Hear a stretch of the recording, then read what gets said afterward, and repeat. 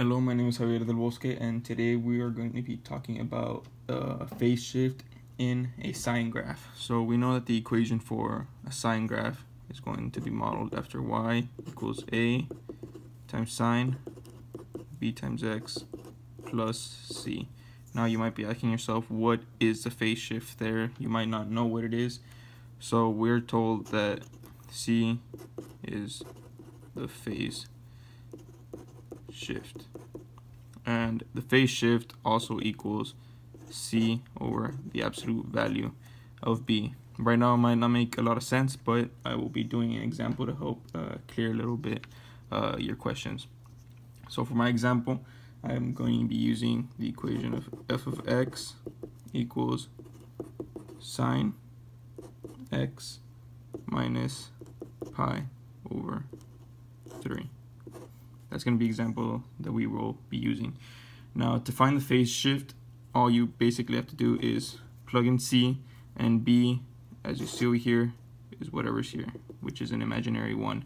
So for phase shift, I'll just abbreviate it ps equals whatever c is, which is pi over 3, over whatever b is, which in this case will be a 1. So after doing the math there, we see that the phase shift will equal pi over 3. Now, since it is negative, it will be going to the right, because we know that if it's inside the parentheses with the x, it's going to do the opposite of what the sign is. So if it's a negative here, it will be going to the right, and if it's a positive here, it would be going to the left. I'll be showing you a picture of that right now. So as you see right there, the blue is the parent function of the sine, which starts right here at 0 and it goes on. Now, by adding the negative pi over 3, you see that now it changed from here, pi 3 units to the right, because we have the negative right here, which it's supposed to do the opposite of what it says.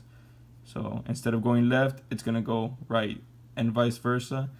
If I change this to a plus sign, you see that now it changes. Instead of going right, it goes left, because it's supposed to do the opposite of what the sign is.